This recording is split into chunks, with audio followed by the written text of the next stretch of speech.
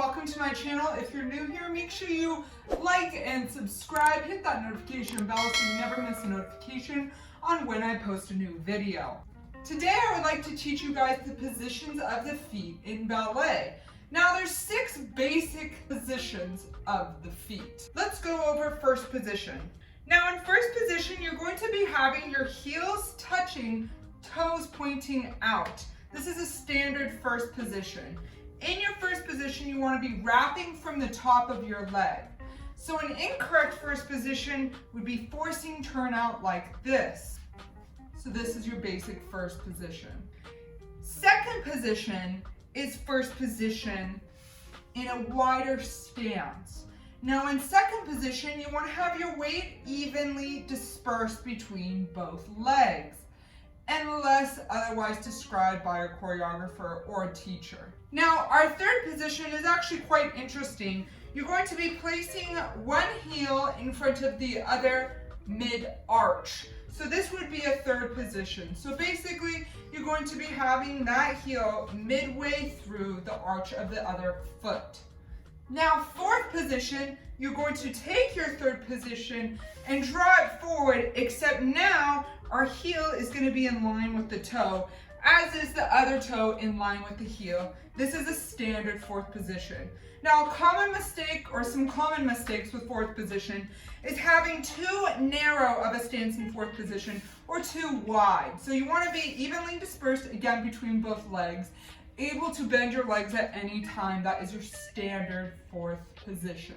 And fifth position is fourth position drawn all the way in.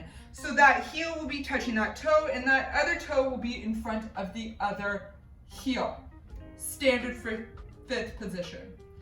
Again, first, second position, third position, fourth, heel in line with toe, and fifth.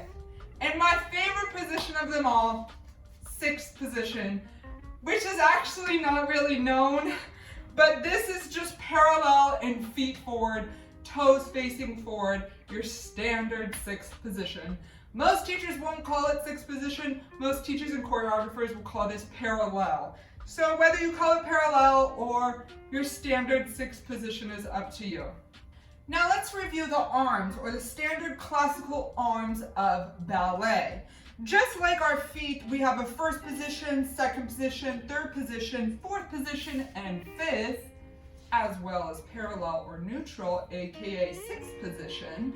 We also have positions of the arms. So let's go into our first position with our feet.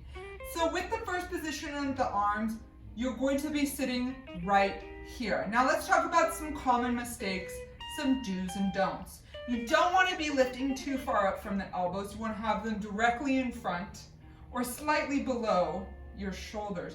You don't want to drop your shoulders too high, and you also don't want to droop too low. You don't want to be too far into your body, and you don't want to be too far away.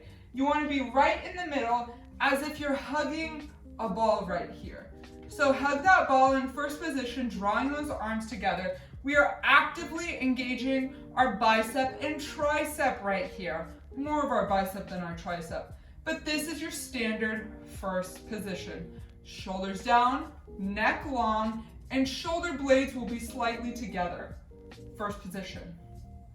From the first position, we carry our arms out into a second position. For practice of our feet, let's also draw our feet out into a second position. This would be the second position of the arms. Again, we don't want to be too far in or too far back, just slightly in front of our shoulder with the second position for our arms, and a slight rounding right here. At all times, we want to keep our elbows lifted. One of the most common mistakes I see is drooping our elbows in second position. And we don't want to forget about this. Our audience is usually looking at us from the waist up. And so therefore, you want to make sure that everything from the waist up looks elegant, effortless. Second position of the arms and of the feet. Now let's go into our third position. That's pretty easy with our feet. Here's our third position. Now with our arms, our third position can be in a number of different ways. Here's high third. Here is low third. So one arm is out in second and the other is in first. So we could have low third and high third.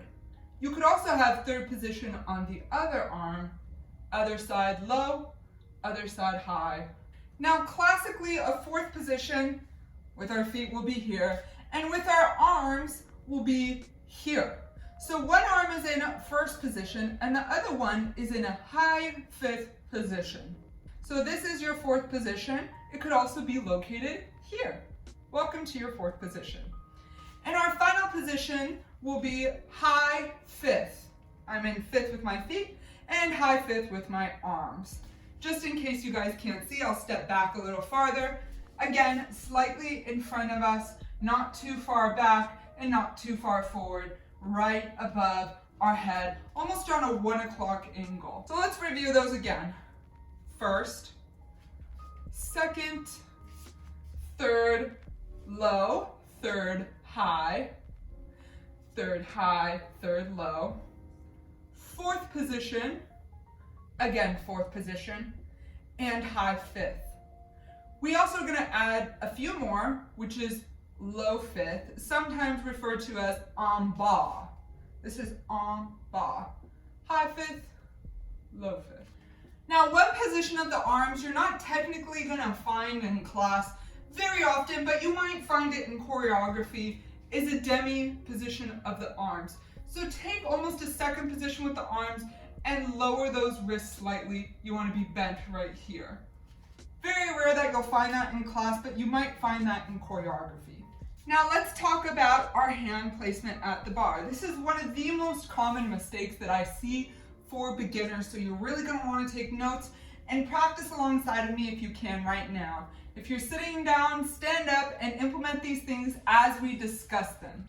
So the basic hand position at the bar, you're not too far away and you're also not too close to the bar.